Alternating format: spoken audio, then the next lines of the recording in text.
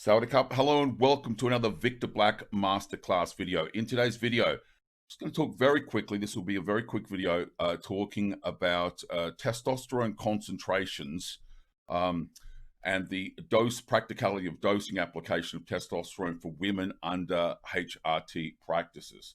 So I've made some content about this historically. This is a graphical representation of the consequence of the application of greater doses of testosterone. And what we literally mean by that is, so here we have a bar chart that basically says, okay, so if you were to take, in this particular case, a postmenopausal woman, a group of women, this is, obviously we're representing this as an average, and administer 3 milligrams a week, 6.25 milligrams a week, call it 6, 7, 12 to 13 milligrams a week, and 25 milligrams a week. What would we expect to see as average? And obviously there is always going to be a degree of intra-individual genetic response. But what would we expect to see as an average serum total testosterone level from those women? And you can see here that somewhere between kind of like 5 to, let's just say 12.5 milligrams a week pushes most women over the plausibly natural threshold. And so obviously this opens the dialogue that says, well, if we're going to use injectable testosterone, testosterone propionate or testosterone enanthate for women as testosterone replacement therapy, so we're not talking about gels or creams, so we're talking about injectable.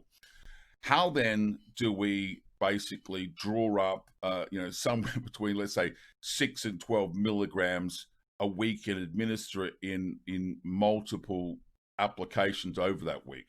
Okay. The discussion pretty is obvious, and that is, if you were to go to a typical underground supplier and purchase testosterone at, say, 300 milligrams a week, 300 milligrams per cc, or 250 milligrams per cc, or even held 200 milligrams per cc, breaking 5 milligrams, and remember that's 5 milligrams a week, okay, off of that it's just impractical if you think about it. Okay, so how do you measure that out? Stating the obvious, we can, not use, 3 cc syringes. That's going to make it easier. Clearly, using a 1 cc syringe allows us to be more accurate when we're measuring out drawn amounts of compound. Even there are syringes on the market at 0.3 cc, which is, really more practical. Again, a little harder to find, but you can certainly find them. But even if you had a 1 mil syringe or 1 cc syringe, how do you draw up, 5, 10, 15 milligrams, okay, of testosterone into one of those syringes? And as I said, then you have to appreciate that's typically going to be administered in multiple administrations over the week. It's a very small amount of testosterone at these concentrations. And so the obvious thread that you have to pull on there is, how do you make that happen for women?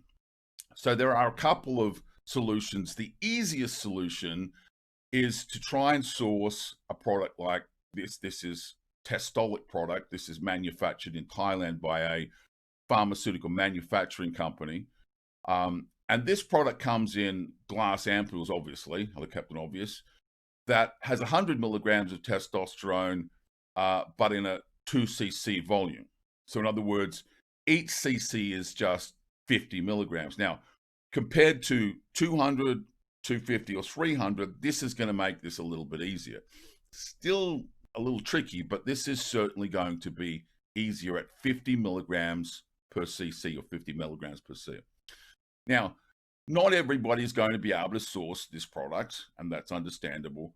And so it begs the question, is there another solution? So there are a couple of solutions that I just wanted to address here.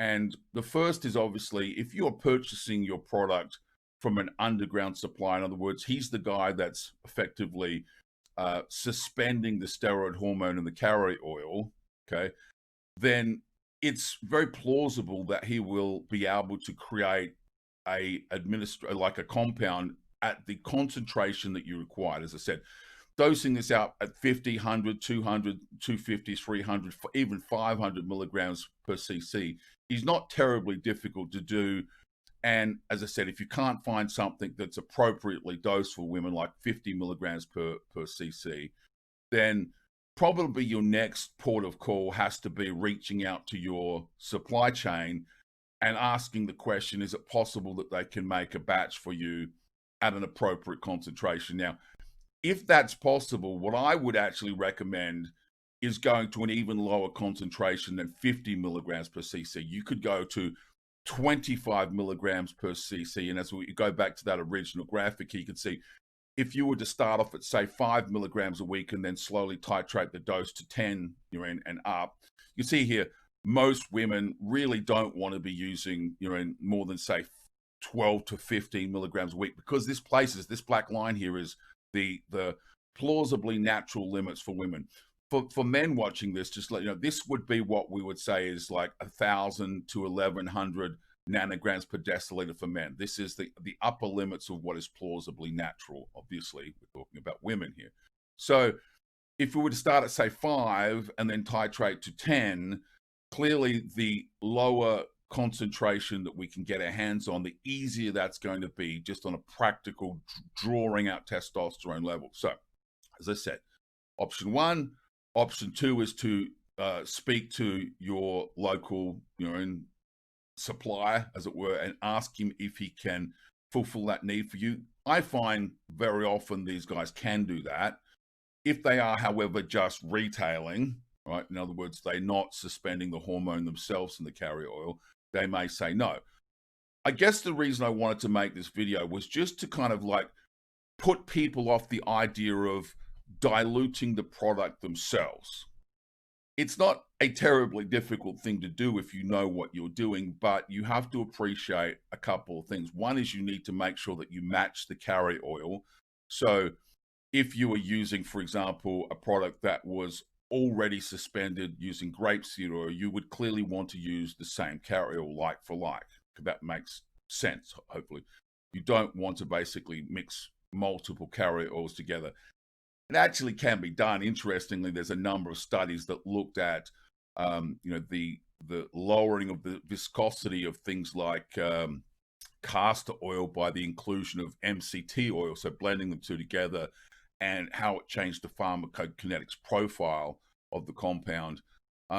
So I'm not saying it can't be done. It's technically very interesting, but I think in good practice, it makes sense to say, look, whatever the carrier oil is in the original blend, I'm going to stick with that same carrier oil, okay?